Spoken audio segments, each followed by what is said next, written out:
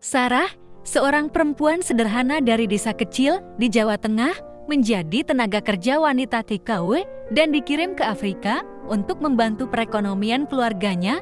Tak disangka, ia menarik perhatian sang majikan, seorang pria kaya raya dan berpengaruh. Di negaranya, kehidupan Sarah berubah drastis saat ia dilamar dengan mahar senilai 75 miliar rupiah. Namun, kehidupan mewah yang tampak sempurna itu berubah kelam sejak malam pertama pernikahan. Suaminya meminta sesuatu yang mengejutkan dan di luar dugaan. Permintaan tersebut mengguncang prinsip hidup Sarah, memaksanya menghadapi sisi gelap dari cinta, kekuasaan, dan impian glamor yang ternyata penuh jebakan. Apakah Sarah akan tetap bertahan dalam pernikahan itu, atau justru memilih kembali ke akar hidupnya yang sederhana? Udara pagi di desa kecil itu masih sejuk dan bersahabat. Awan menggantung rendah di langit dan aroma tanah basah sehabis gerimis semalam masih terasa menyapa hidung. Di sebuah rumah sederhana berdinding kayu dan beratap seng, terdengar suara langkah kaki dan derit koper yang diseret pelan. Di depan pintu, berdiri seorang perempuan muda berjilbab abu-abu, tubuh mungilnya terguncang pelan karena menahan tangis. Dialah Sarah, anak sulung dari 3 bersaudara, gadis desa asal Temanggung, Jawa Tengah. Usianya baru menginjak 26 tahun. Namun hidup telah menempanya menjadi perempuan yang lebih dewasa dari usia sebenarnya.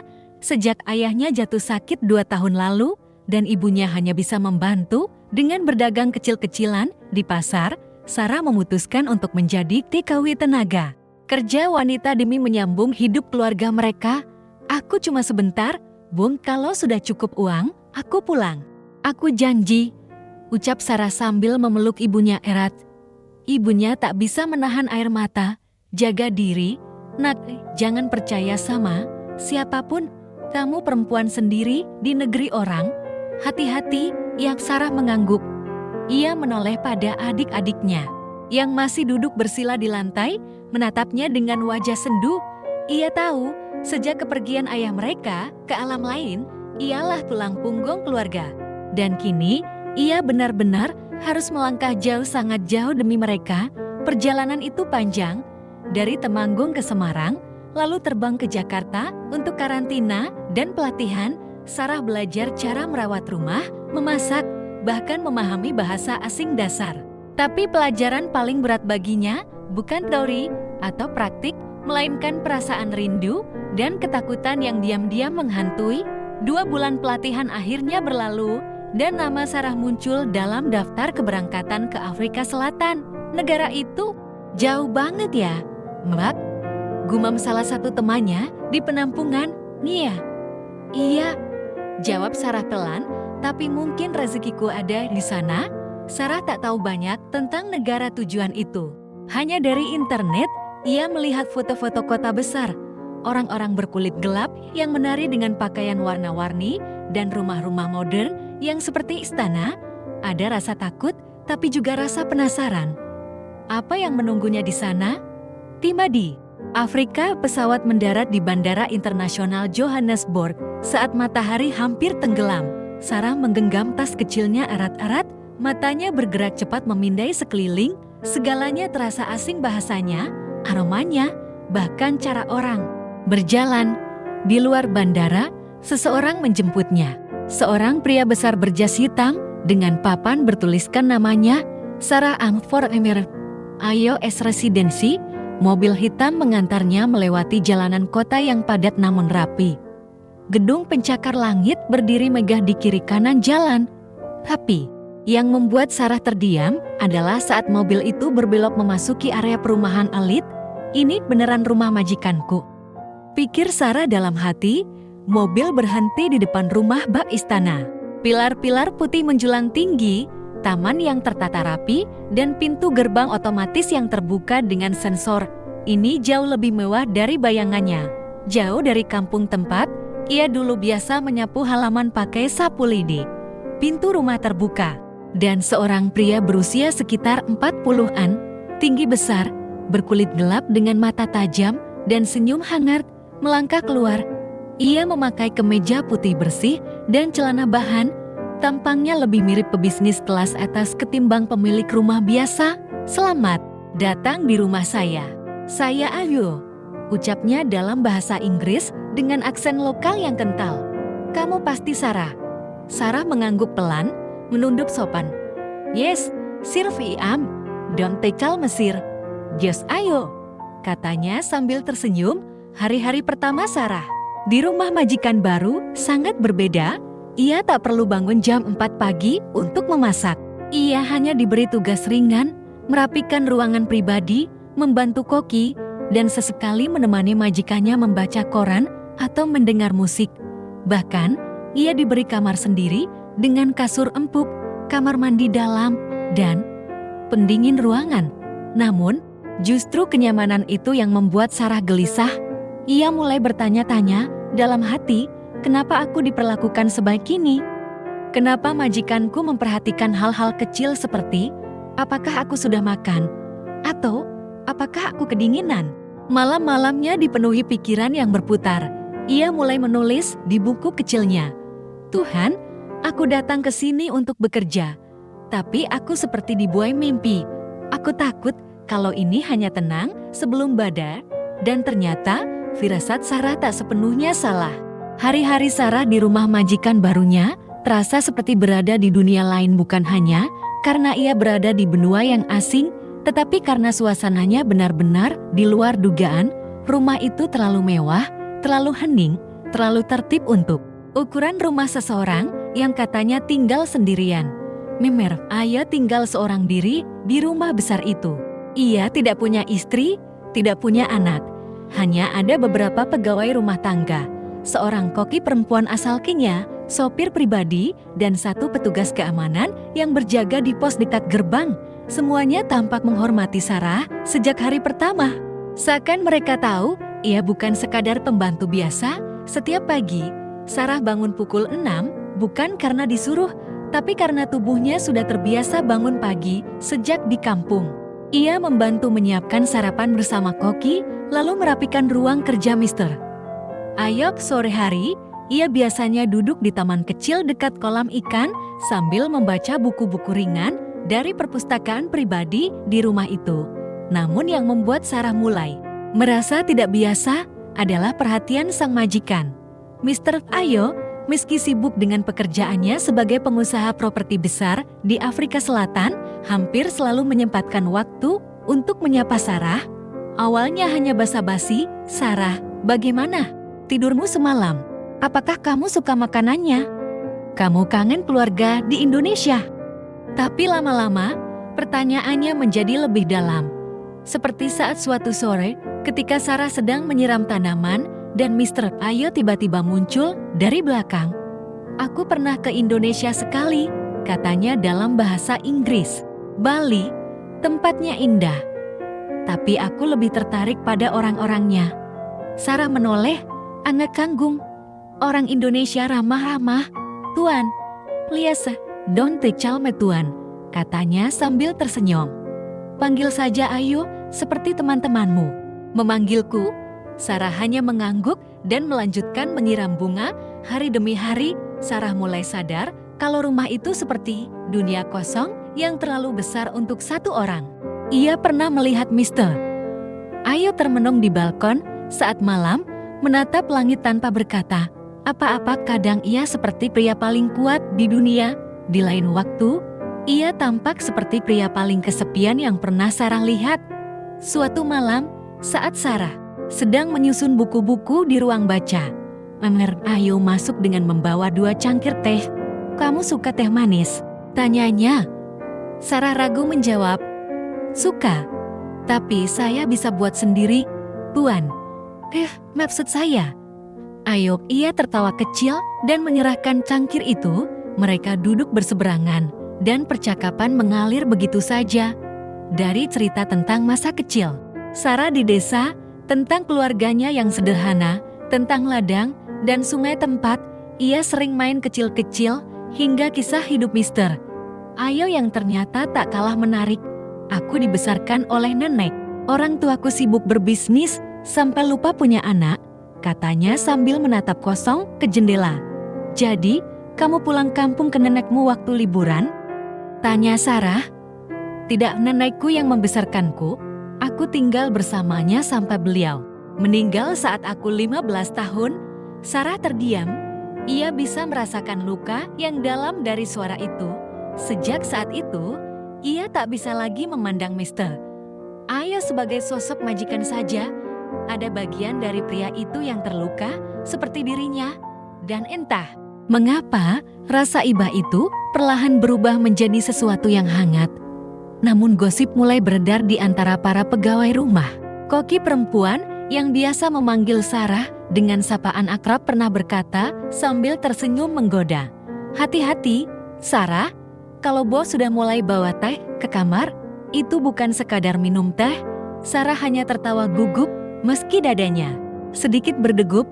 Ia mulai memerhatikan hal-hal kecil yang dulunya tak ia pedulikan. Cara Ayo menatapnya saat ia sedang bercerita. Cara pria itu tertawa lepas hanya ketika bersama dirinya, dan cara dunia seakan berhenti sejenak saat mereka berbicara. Namun, sebagai perempuan desa, Sarah masih menjaga batas. Ia tahu siapa dirinya. Ia datang ke rumah itu bukan untuk mencari cinta. Tapi kenyataan tak selalu mengikuti logika. Sampai suatu malam, Sarah dipanggil ke ruang tamu oleh Mr. Ayo. Di sana, pria itu berdiri dengan setelan jas hitam rapi, dan di meja sudah tersedia 2 piring makan malam yang ditata cantik, lengkap dengan lilin dan bunga segar. Ada apa, Tuan? Tanya Sarah gugup. Ayo, ia mengoreksi lembut.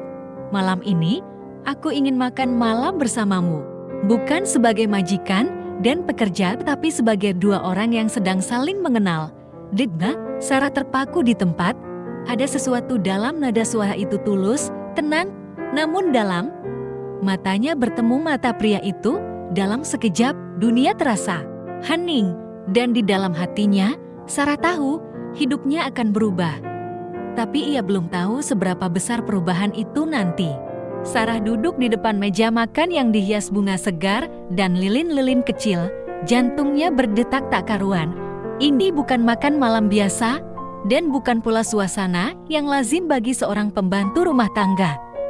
Ayo, pria Afrika yang selama ini menjadi majikannya, kini duduk di hadapannya dengan kemeja putih yang digulung sampai siku, senyum lembut di wajahnya, dan tatapan hangat yang tak pernah Sarah duga akan tertuju padanya.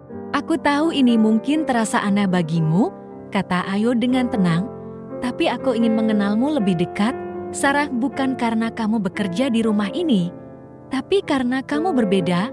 Sarah menunduk, jari-jarinya memainkan ujung sabat kecil di pangkuannya. Ia ingin membalas, ingin berkata bahwa ia hanya seorang perempuan desa biasa, bahwa ia tidak pantas duduk di sini bersama pria seperti Ayo. Tapi kata-kata itu tertahan di kerongkongan. Entah mengapa, ia tak mampu menyakiti seseorang yang memperlakukannya dengan begitu baik. Malam itu mereka berbincang lama tentang makanan favorit, tentang kenangan masa kecil, bahkan tentang mimpi-mimpi mereka. Sarah bercerita bahwa ia dulu bercita-cita menjadi guru TK, tapi tak pernah bisa kuliah karena keadaan keluarga. Sementara Ayo mengaku ingin sekali punya keluarga kecil yang damai, sesuatu yang tak pernah ia dapatkan dari masa lalunya yang penuh tekanan.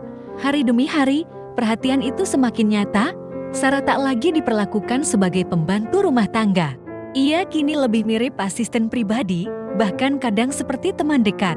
Ia diberi akses ke ruang kerja, diajak ikut acara makan malam bersama rekan bisnis Ayo, dan bahkan sesekali dikenalkan sebagai Miss Special Guest saat ada tamu penting. Pakaian kerjanya pun berubah, ia tak lagi memakai seragam astikowi. Ayo membelikannya gaun-gaun santun namun elegan, agar kamu nyaman, katanya saat memberikan kotak hadiah pertama itu. Awalnya Sarah menolak, tapi Ayo menatapnya dengan mata yang jujur dan berkata, aku tak memintamu menjadi orang lain, aku hanya ingin kamu merasa dihargai. Sarah mulai goyah. Ia menulis di buku hariannya malam itu, aku takut, bukan karena dia jahat, tapi karena dia terlalu baik. Aku takut hatiku melangkah lebih jauh dari yang seharusnya. Tapi bagaimana bisa aku menolak kebaikan yang datang seperti hujan setelah musim kemarau panjang? Lalu datanglah hari yang mengejutkan. Siang itu, Sarah dipanggil ke ruang kerja. Ayo berdiri sambil menatap keluar jendela. Udara panas Afrika menyelinap dari celah jendela, tapi suasana di dalam justru terasa dingin. Aku ingin bicara sesuatu. Yang serius, Sarah, katanya perlahan. Sarah menegakkan tubuhnya. Ada apa? Ayo berbalik, menatapnya dalam-dalam. Aku mencintaimu. Dunia Sarah berhenti. Ia tak siap mendengarnya. Kalimat itu terlalu besar, terlalu berat, terlalu cepat untuk dimengerti. Aku tahu ini mungkin terdengar gila bagimu, lanjut Ayo, tapi aku serius.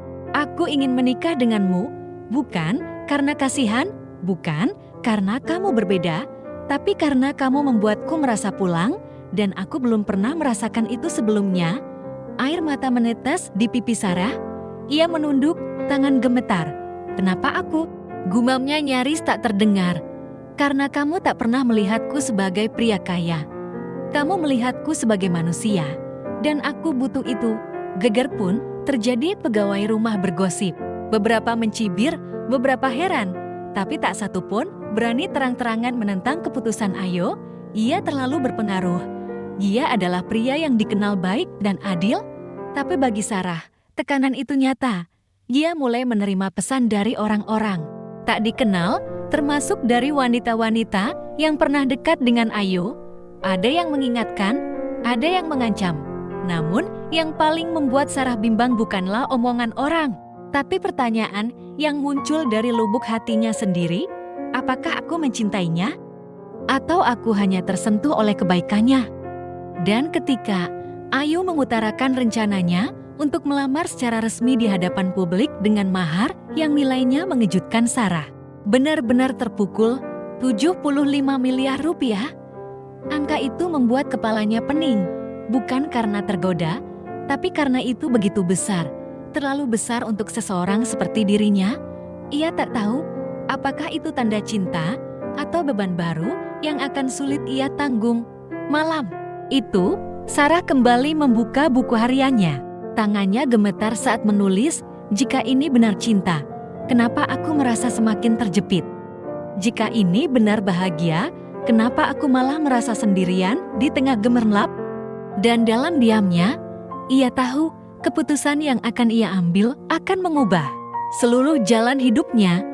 Tapi ia belum tahu bahwa di balik pernikahan yang tampak seperti mimpi itu, ada sesuatu yang jauh lebih mengejutkan menunggunya. Matahari Afrika bersinar terik di siang hari itu, memantulkan cahaya ke dinding marmer putih rumah megah tempat Sarah tinggal dan bekerja. Namun bagi Sarah, yang berdiri di balkon lantai 2, mengenakan gaun berwarna biru lembut, dunia terasa seperti sedang terbalik perlahan. Hari itu bukan hari biasa. Hari itu adalah hari lamaran. Bukan lamaran biasa pula ini, lamaran yang tak hanya melibatkan perasaan, tapi juga sorotan dunia. Sejak seminggu lalu, rumah Ayo sibuk luar biasa. Tenda besar mulai dipasang di halaman, karpet merah digelar dari gerbang utama hingga ke teras rumah. Bunga-bunga langka didatangkan dari Ethiopia dan Belanda.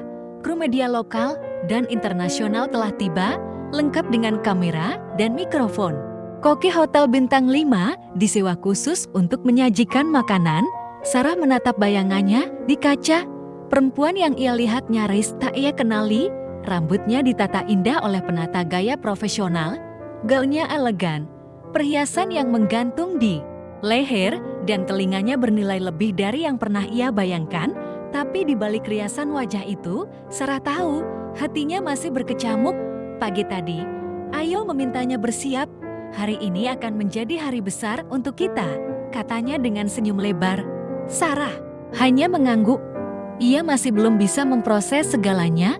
Lamaran ini begitu cepat, begitu besar, dan begitu publik. Ia bahkan belum sempat menenangkan batinnya. Tapi semuanya bergerak seolah tanpa bisa dihentikan, seperti banjir bandang yang menyeretnya tanpa ampun. Saat sore tiba, tamu-tamu penting mulai berdatangan, tokoh politik, artis terkenal Afrika, dan bahkan perwakilan dari Kedutaan Besar Indonesia ikut hadir. wartawan berebut posisi terbaik. Drone berterbangan di atas rumah, mengambil gambar dari udara. Di tengah semua kemewahan itu, Sarah justru merasa semakin kecil ketika Ayo berdiri di tengah panggung mini yang didekor dengan lampu-lampu emas. Ia menggenggam mikrofon dan memandang langsung ke arah Sarah yang baru saja dibimbing keluar oleh 2 asisten pribadi. Para tamu terdiam. Kamera mulai merekam. Saudara-saudara, kata Ayo dalam bahasa Inggris yang mantap, hari ini saya berdiri di hadapan kalian semua untuk menyatakan satu hal sederhana, tapi paling penting dalam hidup saya. Saya mencintai wanita ini. Tepuk tangan bergemuruh. Sarah menunduk, malu, gugup, dan bingung. Ayo melanjutkan. Saya tahu banyak yang bertanya-tanya. Mengapa wanita ini? Mengapa bukan model terkenal, aktris, atau wanita dari kalangan elit? Ia menatap langsung ke arah Sarah. Karena cinta tidak memilih berdasarkan kasta, status, atau penampilan. Cinta memilih berdasarkan kejujuran, ketulusan, dan cahaya dari hati. Lalu, ia berlutut di hadapan ratusan tamu dan ribuan penonton yang menyaksikan melalui siaran langsung. Ia membuka kotak cincin berhiaskan berlian merah langka dan berkata, "Sarah, maukah kau menikah denganku? Dan menjadi bagian dari hidupku selamanya?" Tangis. Sarah pecah. Ia berdiri membeku. Dunia terasa diam. Semua mata memandangnya. Di antara gemerlap dan sorotan, hatinya berkecamuk seperti ombak menghantam karang. Namun di balik keraguan dan ketakutan, ada satu perasaan yang tak bisa ia sangkal. Selama ini, Ayo tak pernah memperlakukannya dengan buruk. Ia tak merasa ditekan, ia tak merasa dipaksa. Yang ia rasakan hanyalah dicintai, dan itulah yang membuatnya mengangguk pelan, sambil menahan isak tangis. "Yes, I will." Sorak-sorai membahana. Kembang api ditembakkan ke langit. Ayo memeluknya erat, dan di detik itu juga, Sarah secara resmi menjadi calon istri pria yang paling berpengaruh di wilayah itu. Namun kebahagiaan itu tak bertahan lama. Malam hari, ketika para tamu mulai pulang dan pesta usai, Sarah duduk sendiri di kamarnya, menatap cincin berlian di jarinya. Ponselnya terus berbunyi. Pesan dari keluarganya yang gembira, teman-teman lama yang mendadak muncul, hingga komentar netizen dari berbagai belahan dunia. Ada yang memujinya, ada yang mencibir, ada yang menyebutnya beruntung, ada yang menuduhnya wanita perhitungan. Sarah membaca sebuah pesan anonim, menikah dengan pria seperti Ayo bukan cuma soal cinta, itu kontrak, dan kamu tidak tahu apa yang kamu hadapi. Pesan itu membuatnya meringis. Apa maksudnya? Apa yang mereka tahu yang tidak ia tahu? Keesokan harinya, menjelang persiapan pernikahan, Ayo mengajak Sarah bicara secara pribadi di ruang pribadinya yang sepi. Pria itu duduk tenang sambil menatap Sarah dengan tatapan yang berbeda dari biasanya. "Ada satu hal penting yang perlu kamu ketahui sebelum kita menikah," katanya perlahan. "Tapi, aku akan memberitahumu nanti, tepat malam pertama kita bersama." Sarah menatapnya dengan bingung. "Kenapa tidak sekarang?" Ayo menghela nafas panjang. "Karena kamu perlu waktu untuk percaya sebelum aku mengungkapkan segalanya." Dan di saat itu, meski semuanya tampak seperti mimpi indah, Sarah mulai merasa sesuatu yang besar sedang menunggunya di balik pintu malam pertama mereka. Sesuatu yang bisa mengubah segalanya. Gema suara azan subuh dari aplikasi di ponsel Sarah membangunkannya. Ia membuka mata perlahan, menatap langit-langit kamar mewah yang kini menjadi miliknya, tempat tidur empuk, tirai rendah putih yang berkibar pelan, dan aroma wangi lembut dari lilin aroma terapi yang masih menyala sejak semalam. Tapi bukan itu yang membuat jantungnya berdegup. Sejak tadi malam, Sarah bangkit, duduk di tepi ranjang sambil menggenggam tangan sendiri. Malam tadi adalah malam pertamanya sebagai istri Ayo. Tapi, bukan malam pertama seperti yang biasa ia dengar dari kisah cinta siapapun. Pernikahan mereka digelar megah. Gaun putih yang dikenakan Sarah dirancang khusus oleh desainer terkenal. Ratusan tamu hadir. Dunia maya kembali heboh dengan berita TKW Indonesia menikah dengan miliarder Afrika dengan mahar 75 miliar rupiah. Semua terasa seperti dongeng sampai. Pesta usai, para tamu pulang, dan pintu kamar mereka tertutup. Saat itu, Sarah menanti dengan campuran gugup dan harap ia bersiap akan ada kecanggungan, mungkin juga kelembutan. Tapi yang terjadi justru sebaliknya. Ayo berdiri diam di depan jendela. Ia tidak menyentuh Sarah, tidak memeluk, tidak merayu, bahkan tidak tersenyum seperti biasanya, hanya diam, menatap malam.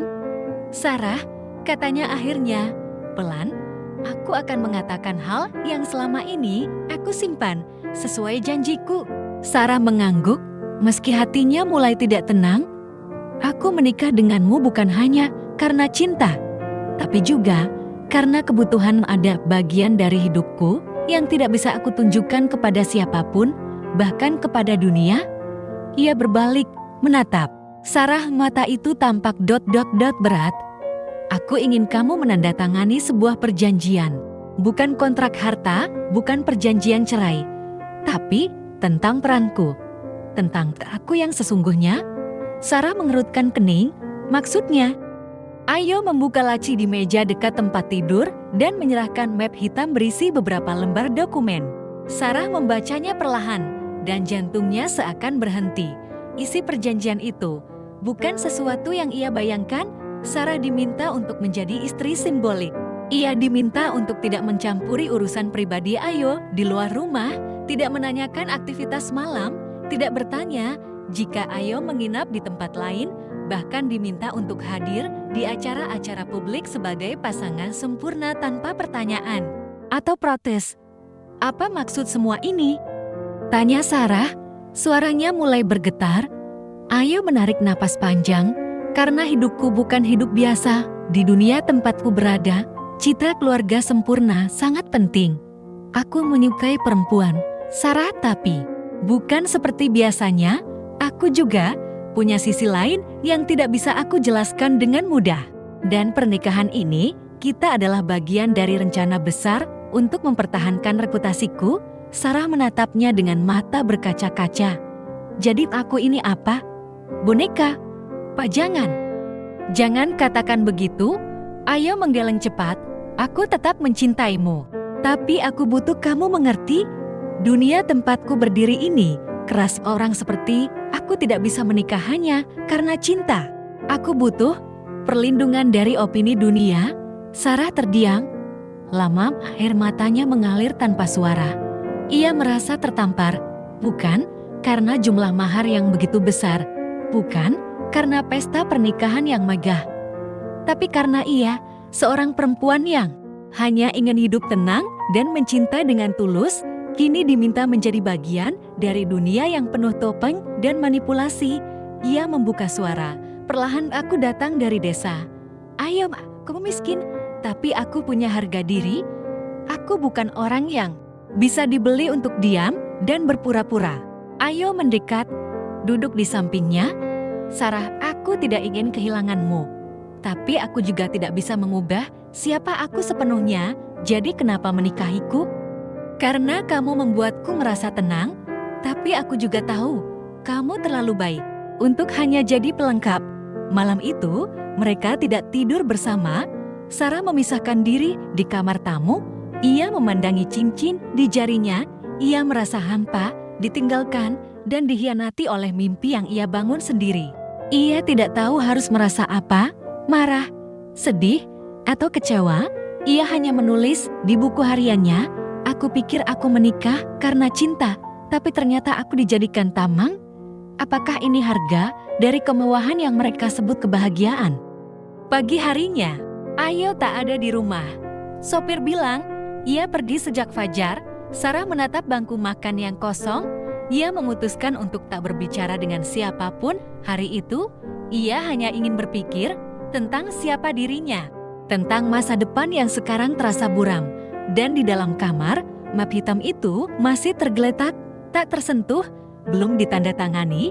Tapi waktu terus berjalan, dunia terus menyorot pernikahan mereka, dan Sarah tahu ia harus membuat keputusan.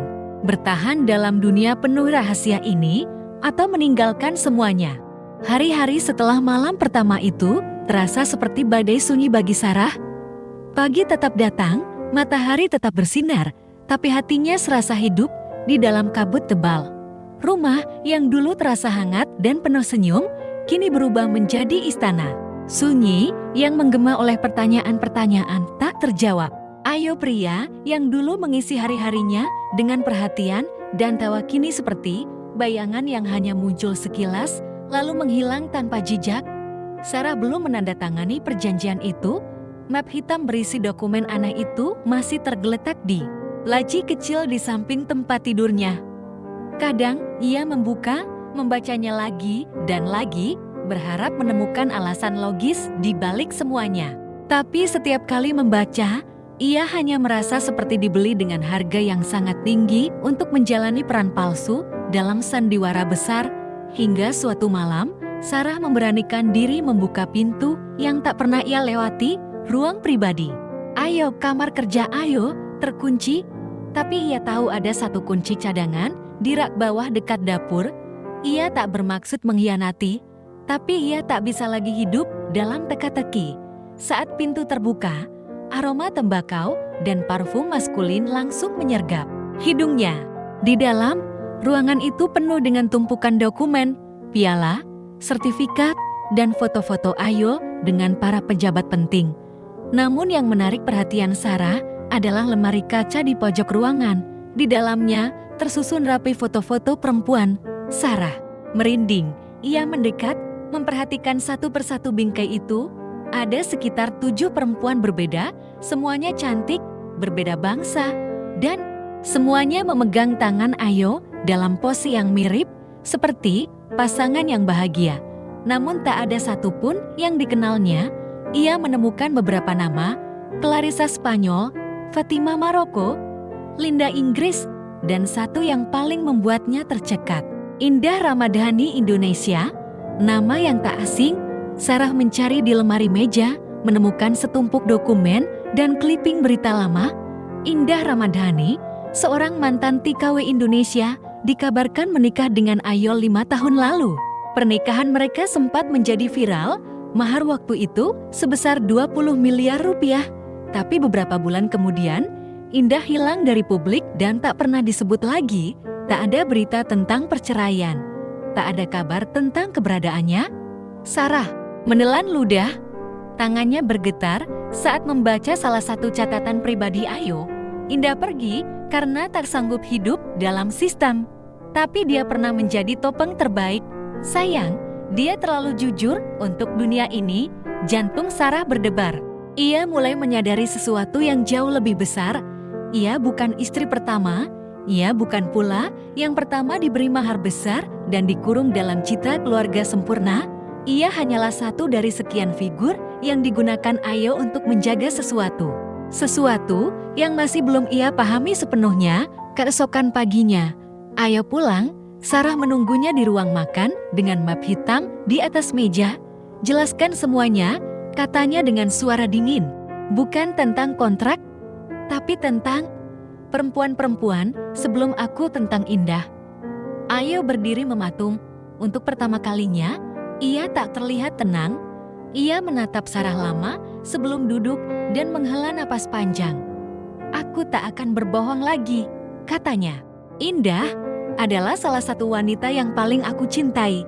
Tapi dia seperti kamu, terlalu murni, terlalu jujur. Dunia ini, Sarah, penuh permainan, bisnis, politik, citra. Aku bukan hanya pengusaha, aku juga bagian dari sistem. Apa maksudmu? Aku dikontrak oleh pemerintah untuk menjadi figur publik yang bersih. Kehidupan rumah tanggaku harus terlihat sempurna di media. Itu bagian dari perjanjian. Sarah, aku tak bisa menikah dan hidup seperti orang biasa. Aku punya peran yang harus kujalankan. Sarah menatapnya dengan air mata berlinang. Jadi selama ini, kamu hanya mempermainkan cinta kami. Tidak. Ayo langsung berdiri. Aku mencintaimu. Sarah, itu nyata. Tapi cinta saja tidak cukup di hidupku. Aku juga harus bertahan. Sarah menunduk. Pikirannya kacau, ia tak bisa membedakan mana yang nyata, Mana yang palsu? Cinta atau strategi? Perhatian atau manipulasi? Malam itu, Sarah duduk sendirian di balkon. Ia menatap langit Afrika yang pekat tanpa bintang. Matanya sembab, tangannya gemetar dalam hati. Ia tahu, ia tak bisa menjalani pernikahan yang dibangun atas kebohongan. Tapi ia juga tahu, pergi tidak akan semudah itu. Ada kontrak, ada media, ada mata-mata kekuasaan yang mengawasi setiap langkah. Ia kembali menulis di buku harian kecilnya, "Kini aku tahu mengapa istana ini terasa dingin. Karena bukan cinta yang membangunnya, tapi citra. Dan aku hanyalah bayang-bayang dari kebenaran yang mereka sembunyikan." Pagi itu, matahari bersinar cerah di langit Afrika. Tapi bagi Sarah, hari itu adalah hari paling gelap dalam hidupnya. Ia duduk sendirian di kursi taman belakang, mengenakan gamis longgar berwarna putih pucat, menatap selembar surat pernyataan. Di tangannya, surat itu adalah versi revisi dari perjanjian awal yang diberikan Ayo, lebih halus, lebih sopan, tapi tetap saja isinya tak jauh dari kata-kata yang membungkam mulut dan nurani. Sarah diberi dua pilihan. Pertama, menandatangani surat itu dan hidup dalam kemewahan, dijamin aman, dihormati sebagai istri sah di mata dunia dengan syarat ia tak boleh bertanya lebih dalam tentang kehidupan Ayo dan masa lalunya. Atau kedua, menolak dan pergi dengan kompensasi besar berupa uang, rumah, dan kebebasan penuh, tapi harus menandatangani pernyataan tidak pernah menikah secara resmi. Itu bukan pilihan, pikir Sarah. Itu jebakan. Hari-hari berlalu seperti mimpi buruk. Setiap langkah Sarah di rumah seperti diawasi. Para pegawai rumah menjadi lebih diam. Koki yang dulu ramah, kini canggung bicara. Bahkan sopir yang biasanya senyum lebar, hanya menunduk ketika lewat di hadapannya. Sarah merasa dunia sedang menekannya perlahan-lahan dari segala arah. Ayo sendiri menjadi lebih dingin. Ia tak lagi mengajak bicara banyak. Mungkin karena ia tahu Sarah tak lagi percaya sepenuhnya. Namun suatu malam, saat Sarah sedang duduk di pojok ruang baca, Ayo datang. Ia duduk di seberang, menatap Sarah lama. "Aku minta maaf," katanya pelan. "Aku tahu semua ini membuatmu hancur." Sarah tak menjawab. Matanya sembab, suaranya habis. "Aku tak pernah berharap kamu jadi seperti mereka. Aku ingin kamu tetap jadi Sarah yang asli. Tapi dunia yang aku tinggali tidak memberi ruang untuk kejujuran." Lama mereka diam. Hingga akhirnya Sarah berkata dengan suara parau, "Lalu untuk apa kamu menikahiku? Ayo. Kalau akhirnya kamu sendiri yang membunuh bagian terbaik dariku?" Ayo menggigit bibir. "Karena aku egois." Besoknya, Sarah diam-diam menghubungi kedutaan besar Indonesia. Ia tak ingin kabur. Ia hanya ingin tahu apakah mungkin ia meninggalkan negara ini tanpa dampak hukum. Ia hanya ingin bebas, kembali menjadi dirinya sendiri, bukan boneka yang dipoles dan dipajang. Petugas kedutaan menjanjikan perlindungan, tapi mereka juga memperingatkan bahwa kasus seperti ini rumit. Secara hukum, pernikahanmu sah. Tapi kalau dia punya kekuasaan sebesar yang kamu ceritakan, kamu harus siap dengan segala konsekuensinya. Sarah menutup telepon dengan tangan gemetar. Malam itu, ia masuk ke kamar Ayo untuk pertama kalinya, bukan karena dipanggil, tapi karena ia ingin bicara jujur. Ia mengenakan pakaian sederhana, tanpa riasan, tanpa perhiasan, hanya Sarah yang asli. "Aku mau pergi," katanya lirih. Ayo menatapnya lama, sangat lama, seperti mencoba menghafalkan wajah yang akan ia rindukan. "Kamu yakin?" Sarah mengangguk. "Aku bukan perempuan yang bisa hidup di balik tirai kebohongan. Aku datang ke sini untuk bekerja, lalu jatuh cinta. Tapi bukan untuk jadi pemeran dalam drama yang kamu tulis." Ayo menghela napas, lalu bangkit dan mengambil satu amplop coklat besar dari lacinya. Di dalamnya ada tiket pesawat, surat bebas imigrasi, dan kompensasi. Ia menatap Sarah, matanya sayu. "Kamu tak perlu menandatangani apapun. Aku tidak akan mencemari nama baikmu. Dunia boleh bicara apa saja. Tapi aku ingin kamu pergi sebagai perempuan yang bebas. Bebas sepenuhnya, Sarah menatapnya, hening. Air matanya jatuh satu persatu. Terima kasih, karena pernah mencintaiku, walau hanya separuh.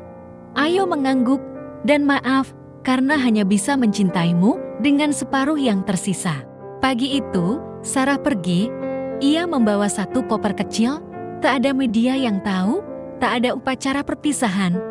Hanya mobil sederhana yang membawanya ke bandara, dan seorang sopir yang membisikkan, Tuan Ayo menangis semalam. Untuk pertama kalinya, Sarah hanya menatap keluar jendela, matanya kosong, dadanya sesak, tapi langkahnya pasti. Ia telah memilih bukan untuk kabur, tapi untuk kembali menjadi dirinya sendiri. 3 bulan berlalu sejak hari itu, Sarah kini kembali menginjak tanah kelahirannya, sebuah desa kecil di Jawa Tengah, tempat angin sore berhembus lembut, dan aroma sawah mengingatkan pada masa lalu yang pernah terasa jauh.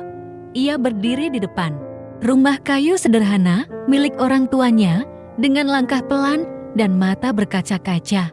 Mak ibunya yang mendengar suara itu langsung keluar dari dapur. Tangannya masih memegang centong, wajahnya langsung berubah pucat lalu bahagia. "Kia, Allah, Sarah!" teriaknya sambil memeluk anak gadisnya erat, seolah takut kehilangan lagi.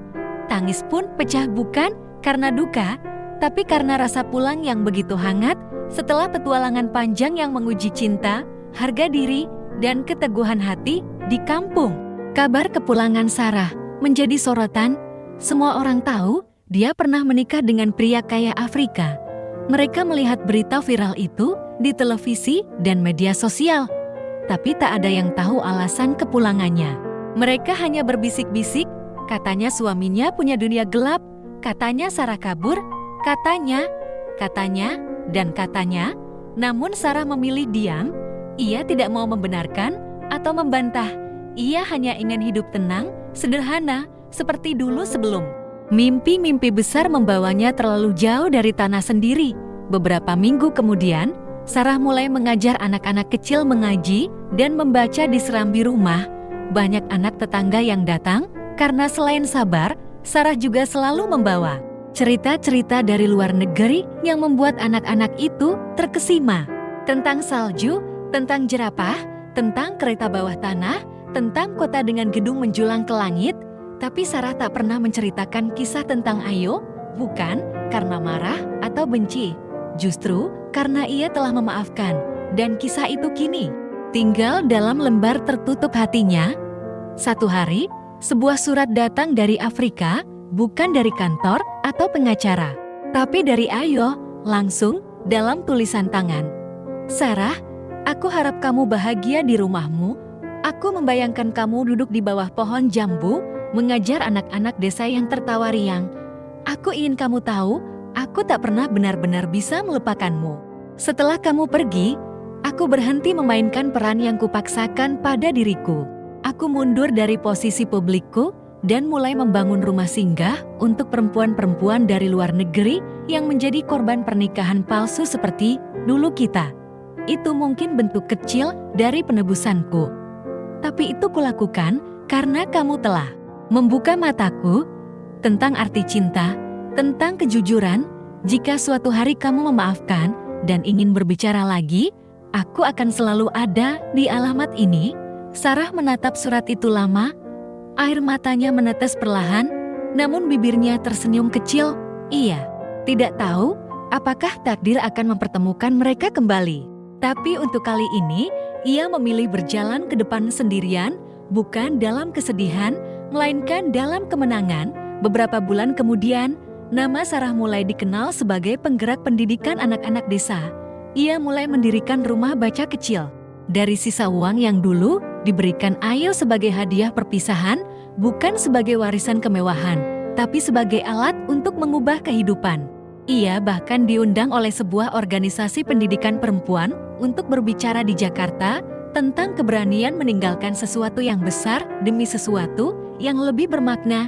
Di atas panggung, dengan suara mantap dan mata yang berkaca, ia berkata, "Saya pernah hidup dalam istana, tapi saya lebih bahagia di gubuk ini karena disinilah saya bisa menjadi diri saya sendiri." Kita sering diajarkan mengejar kebahagiaan melalui harta dan status. Tapi yang tak diajarkan adalah bagaimana cara mempertahankan harga diri saat dunia mencoba membelinya. Tepuk tangan pun bergemuruh bukan karena kisah sedihnya, tapi karena kekuatannya. Sarah bukan lagi takeaway yang menikah dengan miliarder. Ia kini adalah simbol bagi perempuan-perempuan yang memilih untuk berdiri sendiri meski ditinggalkan. Dan memilih kejujuran meski harus kehilangan kemewahan. Penutup di beranda rumah kecilnya, Sarah duduk di kursi kayu, menatap senja. Di sampingnya, seorang bocah laki-laki mengayuh sepeda kecil sambil tertawa.